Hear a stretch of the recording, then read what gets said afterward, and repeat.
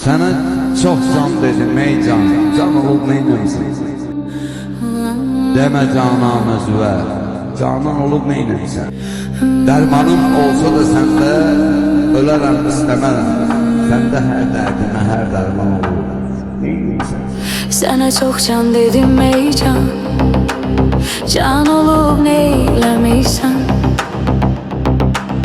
Demə canan özünə, canan olup neyləmiysən?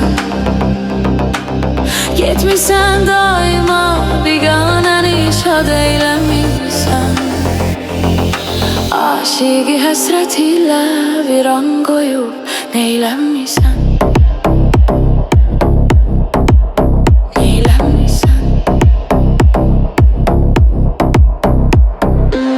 Demə imkanım olanda səni yad eyləyərəm.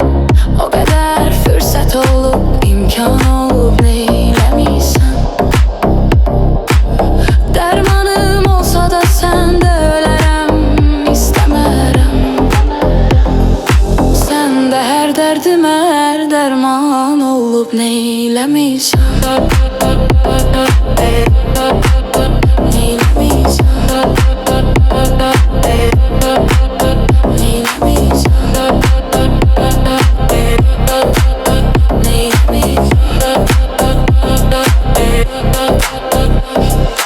Bir vəfasan gözəlim, səndə vəfa görməmişəm.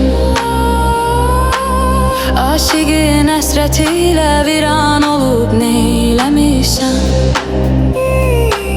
Bir dəfə mehmanım oldun, azı min kərə dedin. Mənə güya ki gəlib mehman olub neyləmişəm?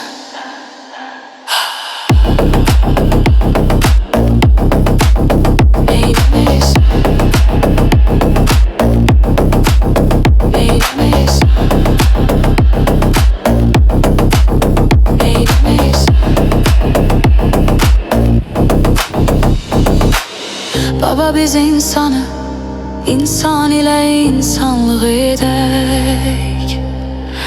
Qoy deməsinlər ki, bizə insan olub neyləmiysən?